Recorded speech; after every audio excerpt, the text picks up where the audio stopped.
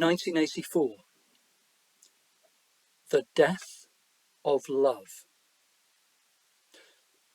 Before I begin, please note that I have another 1984 video on my YouTube channel.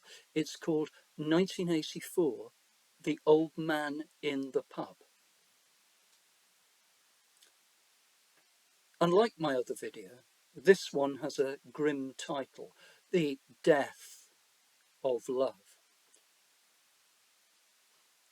A full understanding of 1984 has to confront the fact that Orwell ends his novel and completes his dystopian vision with the death of ordinary human love and its replacement with something very different. Before I consider the tragic conclusion of the novel, however, I'd like to look at the birth of love. In part one of 1984, it's made clear that Winston Smith, the hero, is officially a married man. But he and his wife were in a loveless marriage that fell apart years before the start of the novel.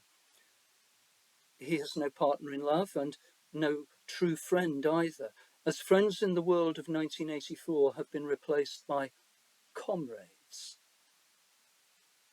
But when the dark-haired girl, as she's called in part one, enters his life, this all changes.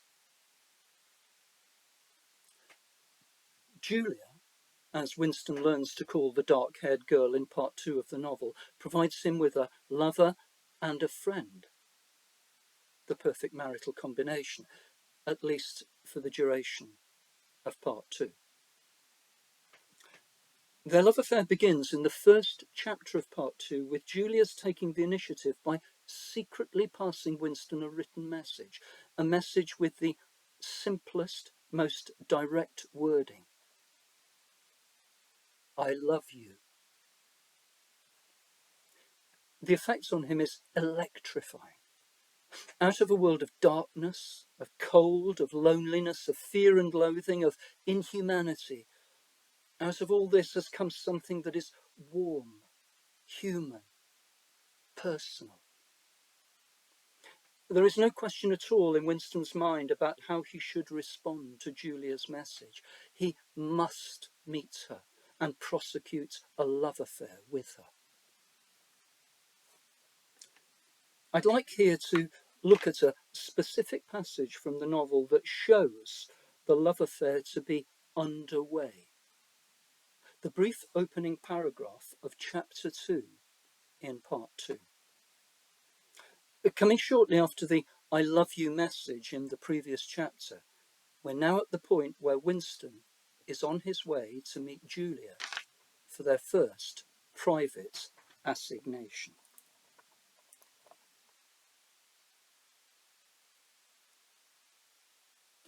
Winston picked his way up the lane through dappled light and shade, stepping out into pools of gold wherever the boughs parted.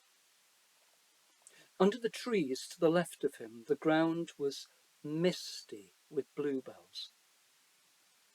The air seemed to kiss one's skin. It was the 2nd of May. From somewhere deeper in the heart of the wood came the droning of ringdoves. The delightful pastoral scene described here contrasts strikingly with the grim urban environment that Orwell has created for most of the novel so far.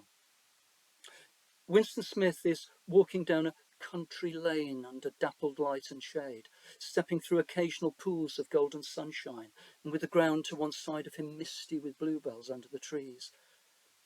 Unlike the opening of the novel, the scene is now not an early April still bearing the marks of a bitter winter, but early May, with true spring very much in the air. At the very start of the novel, the wind was described as vile, and Winston was desperate to escape from it. Now, by contrast, the air seems to kiss one's skin.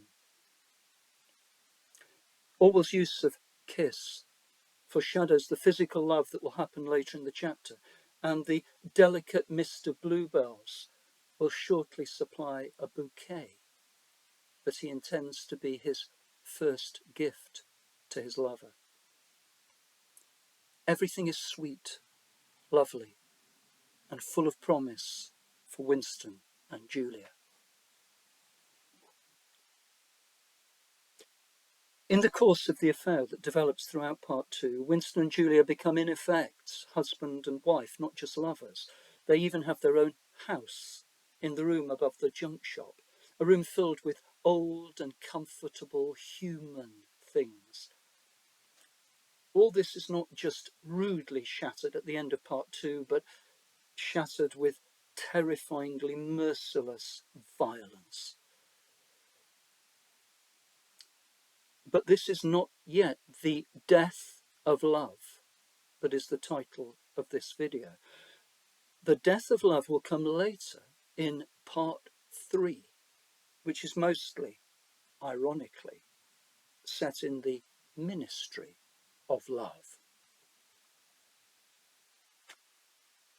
I'm only briefly going to touch on what happens in the ministry of love because I want to concentrate on what lies beyond this point in the last pages of the novel. Suffice it to say that under unremitting physical and psychological torture and interrogation, Winston, despite previously believing that deep inside himself he will love Julia forever, no matter what is done to either of them, no matter whether they will ever see each other again, Winston now betrays her by crying out for her to face the worst thing in the world instead of him. In other words, in his heart, he ceases to believe that she truly matters to him. This marks the internal death of love within Winston, and off stage, as it were, the same thing has happened to Julia. But the final outward enactment of the death of love comes later. This happens when Winston has been set free, a changed man, brainwashed to be completely in tune with party and Ingsoc. In this new state of being, he meets Julia again by chance in a park in London. Just as in the May pastoral scene that we looked at earlier, Orwell once again uses the season and setting to convey the right atmosphere, which could not be more different from the promising lovers' springtime at the start of their affair. Here's an extract that conveys the totally contrasting mood of blighted hopes and withered love.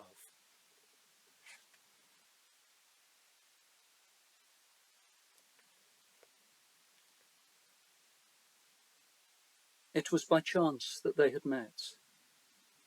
It was in the park on a vile, biting day in March when the earth was like iron and all the grass seemed dead, and there was not a bud anywhere except a few crocuses which had pushed themselves up to be dismembered by the wind.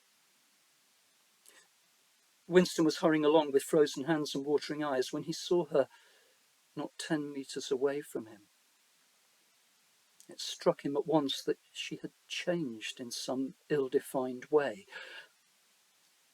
They almost passed one another without a sign. Then he turned and followed her, not very eagerly. She did not speak. She walked obliquely away across the grass as though trying to get rid of him, then seemed to resign herself to having him at her side. They halted. It was vilely cold. The wind whistled through the twigs and fretted the occasional dirty-looking crocuses. He put his arm round her waist.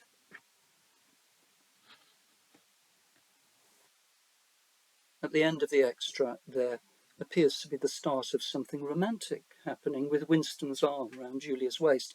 But as the incident develops, he disengages his arm and makes no more contact with her.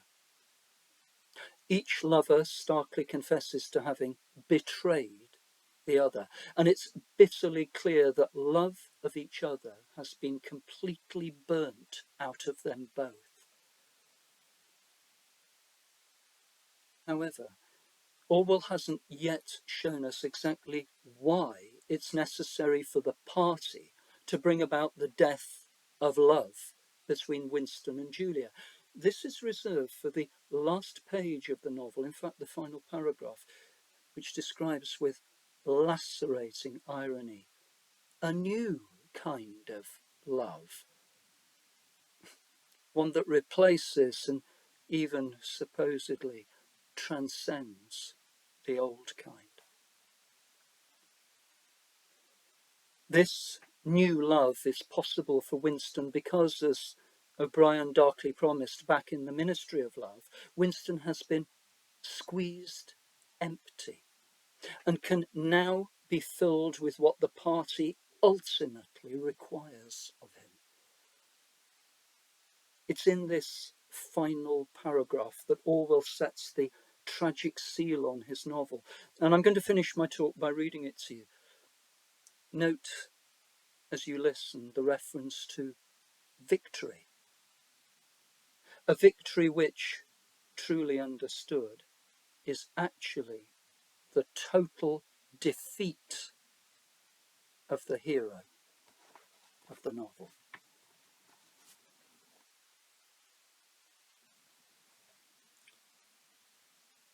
He gazed up at the enormous face. For 40 years it had taken him to learn what kind of smile was hidden beneath the dark moustache. Oh, cruel, needless misunderstanding. Oh, stubborn, self-willed exile from the loving breast. 2 gin-scented tears trickle down the sides of his nose. But it was all right.